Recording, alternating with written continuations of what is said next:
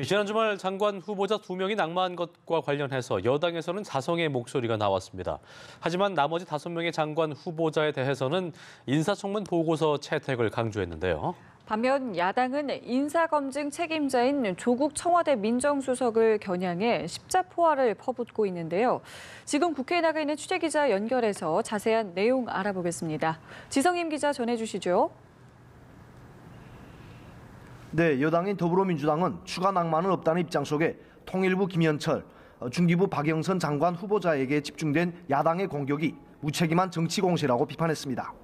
홍영표 원내대표는 더 이상 인사 문제를 둘러싸고 정치 공세를 해서는 안 된다며 5명 후보자에 대한 인사청문회 보고서가 통과될 수 있도록 야당이 협조해달라고 촉구했습니다. 다만 민주당에서는 장관 후보자 낙마와 관련해 자성의 목소리도 나왔습니다. 이해찬 대표는 청문회를 보면서 검증이 더 철저해야겠다는 생각을 했다며 앞으로 당정 간 협의해서 충분히 정부에 전달되도록 하겠다고 밝혔습니다. 반면 한국당 황교안 대표는 청와대 인사 발굴과 검증 역량이 목불인견 수준이라며 조국 청와대 민정수석과 조현옥 인사수석을 조남매라고 하는데 조남매가 망쳐놓고 있다고 비판했습니다. 이어 인사 참극이 빚어지는 데 대해 대통령이 직접 국민에게 사과하는 게 도리라며 문 대통령은 조남매를 문책하는 게 국민의 뜻을 따르는 길이라는 것을 알아야 한다고 주장했습니다.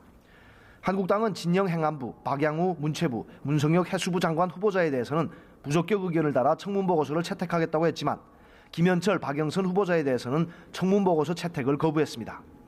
바른미래당 김관영 원내대표도 장관 후보자 낙마에 대해 부담 없는 인사만 경질한 것으로 꼬리 자르기도 되지 못한다면서 조국 수석과 조현옥 인사수석을 하루속히 물러나도록 해야 한다고 주장했습니다. 민주평화당은 논평에서 청와대에서 인사 추천과 검증에 직접 책임을 지고 있는 조국 수석과 조현옥 인사수석에게 인사 참사의 책임을 물어야 한다고 주장했습니다. 김학의 수사단이 본격 가동된 것을 계기로 여당이 한국당에 대한 압박을 강화하는 모습인데요.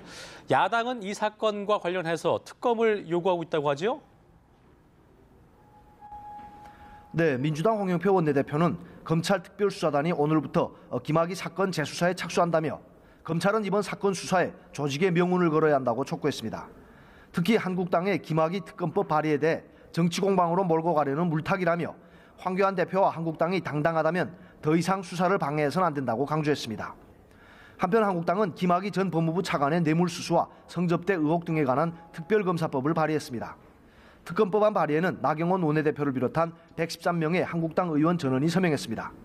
특검은 한국당과 바른미래당이 합의로 추천한 특검 후보자 2명 중 1명을 대통령이 임명하도록 했습니다. 네, 보궐선거가 이틀 앞으로 다가왔습니다. 여야 모두 막바지 표심 잡기의 총력전을 벌이고 있다고요? 네, 민주당은 보궐선거와 관련해 규정을 어기고 경남FC 축구 경기장 안에서 유세를 해 무리를 빚은 한국당 황교안 대표에 대한 비판을 이어갔습니다. 민주당 서른 최고위원은 규정 위반을 마음대로 하는 몰상식한 태도라며 사죄하는 정확한 자세는 남은 선거운동 기간 자숙하고 일체의 선거운동을 중단하는 것이라고 지적했습니다. 이해찬 대표를 비롯한 민주당 지도부는 내일 통영에 내려가 마지막 선거운동에 나설 계획입니다. 한편 황교안 대표를 비롯한 한국당 지도부는 보궐선거를 이틀 앞둔 오늘 격전지인 창원에서 현장 최고위원회를 열며 막판 총력전을 펼쳤습니다. 황 대표는 회의에서 이번 보궐선거는 정권의 폭정을 심판하는 선거임과 동시에 창원과 통영 고성의 경제를 살리는 선거라면서 한국당이 두 지역 모두에서 승리해야만 참담하게 무너진 지역 경제를 다시 살릴 수 있다고 주장했습니다. 지금까지 국회에서 연합뉴스TV 지성임입니다.